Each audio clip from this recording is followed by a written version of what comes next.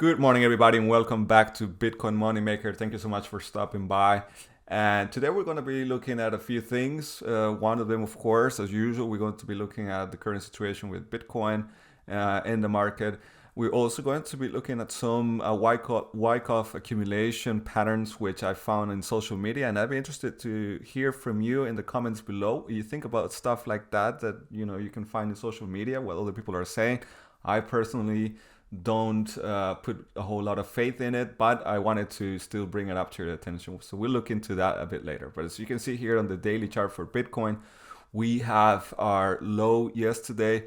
We dropped all the way down to about $26,000, 26 and a half, I think, to be exact. And then we did recover, however, rather quickly. And what is interesting, especially as you can see right now, is that we are yesterday and today, we find ourselves, and also the day before that, in the daily closing. For the last couple of days at least, we see that even though we dropped below this support line here from June, is it June or July? I think it's because I changed this yesterday. Oh, I made a mistake. It's actually not from July, but it's from June. So let me go ahead and excuse me, and change that here live for you guys. And I guess really the other low from July was this one here. So in any case, going back to what I was saying, we dipped below this support line from June of last year. As you can see here, there's two big support areas that we touched, these two lows that we touched last year, yesterday and the day before. We went under this support line, but we recovered and moved up above it after the daily close, as you can see. So still, we have broken the uptrend channel or uptrend line that we've had for months already.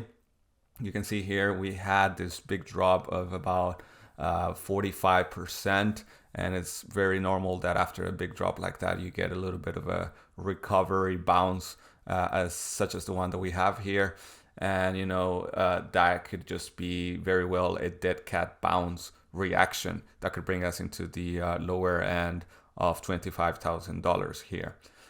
Possibly, during this period, we might see the prices go to 33, 34,000, maybe even all the way up here to retest the 800 EMA line before we see the next drop into this box. Now we're going to be looking, of course, at the 1 hour chart and the 4 hour chart, because there's some interesting stuff developing there. One of them being the fact that here, after this drop, we might get what it would be a consolidation phase here for the next couple of weeks, similar to what happened already over here. And then we could see a sort of a cool off period for the price of Bitcoin that could bring us again back up to this area up here. But not to get happy too quickly, because of course next month already we do have what we already know, the interest rates are going to be raised once again. So again, it could be the markets between now and then find some rest, but I could see that once these interest rates are doubled again or changed, then that's when we can see the markets collapse once more. So do be mindful of that as we move forward.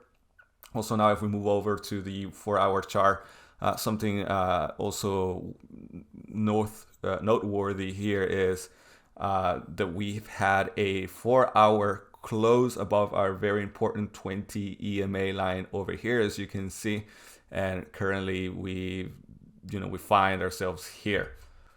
Another thing we could do here is draw a resistance box, which would be around $32,660 and $31,500, almost $600, which is a very strong resistance. You can see there's several candles that went in here, but were always rejected. We have, of course, our 13 EMA line doing some of that for us. And also here at the very top of this box, coincidence or not, we have the 50 EMA line at the very top of this. So again, we might go into this zone, and it will be interesting to see once, which most likely that will happen, we get rejected, to see if our 13 and 20 EMA lines give us the support that we would need if we were to come into this zone. Now let's head into the 1 hour chart, where there's also some interesting developments. You can see here we again didn't push any lower than this area over here, but we didn't manage to build a V formation. However, it is the first time in weeks that the Asian markets don't push the price lower but push it up, and you can see right now, even at the moment of recording this, we're being rejected by our 100 EMA line. So, you know, keep that also in mind. And then I wanted to share this graphic from El Crypto Prof, and you can see here it deals with the Wyckoff accumulation pattern. So we have the different phases that form this pattern. You have accumulations, phases, you know, the first two levels, then short positions get drawn in the very top, then you have a drop and you have more accumulation, and then another drop where, you know, it's supposed to be the last phase, I guess, of this accumulation. So I wanted to bring this, and I'd be interested to hear from you guys what you think in the comments. This area where we would be coming into right now, what is interesting is that even here you see you have this drop similar to what we had. We have a little bit of a bounce, and then people come into the market thinking, hey, we're building a V formation, and no. After that, the price drops again, and you know, we continue to bounce up and down this channel, going down even, you know, below, building a new low, and then moving back into this area. So that would be the scenario with going back down to $25,000, and then after that you see a bigger recovery in the price. So again, I wanted to share this with you because it's not necessarily something that it's going to happen. Of course, it could happen, but it's interesting always to look at the different scenarios, see what these bullish scenarios would be and what the bearish scenarios would be. And so here, this also goes hand in hand with what could happen next month when the interest rates are raised. That could be the trigger that brings everything down to 25,000, and then we, you know, continue to build this accumulation. So also here in the news now, we have, of course, an article about what's happened with UST, the stablecoin from Terra, Luna, and also with the coin itself, with Luna.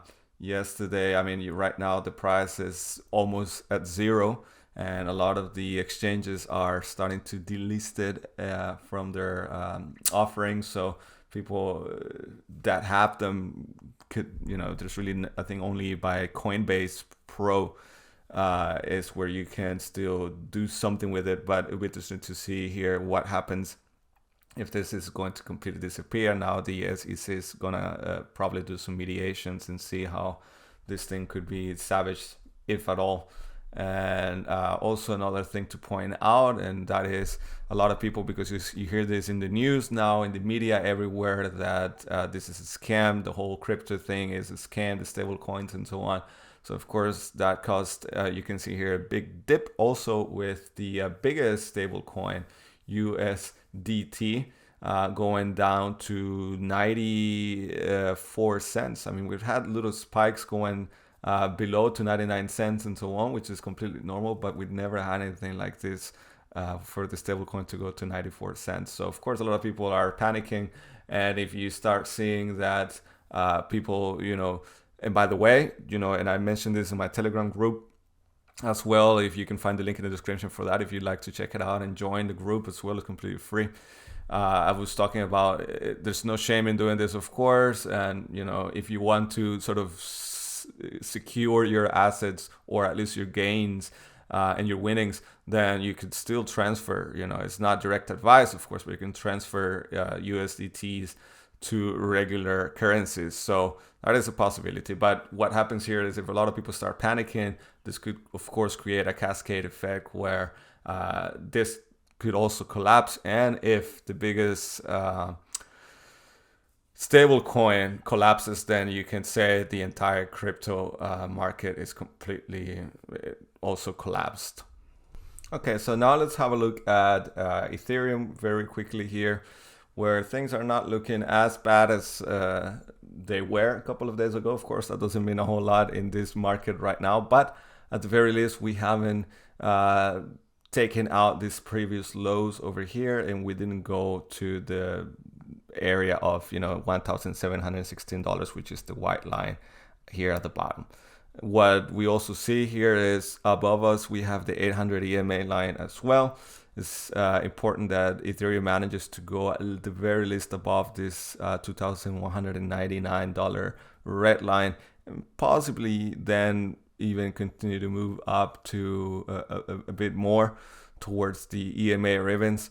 But again, here after a drop like the one that we see here, you even see the next day we had a bullish candle. So again, today the day is still too young, even though right now things are looking better.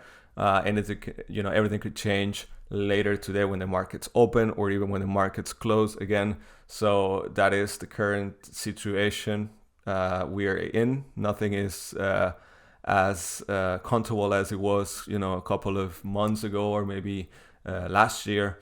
So keep that in mind, and we just have to watch out and see what happens here.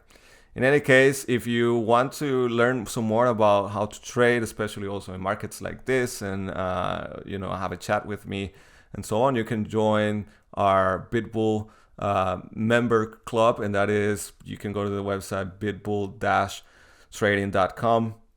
We usually then get together almost daily, and we talk about different possibilities for trading and so on. So you're more than welcome to check it out if you like. In any case, have a great day. Thank you so much for watching. My name is Basti. Bye-bye.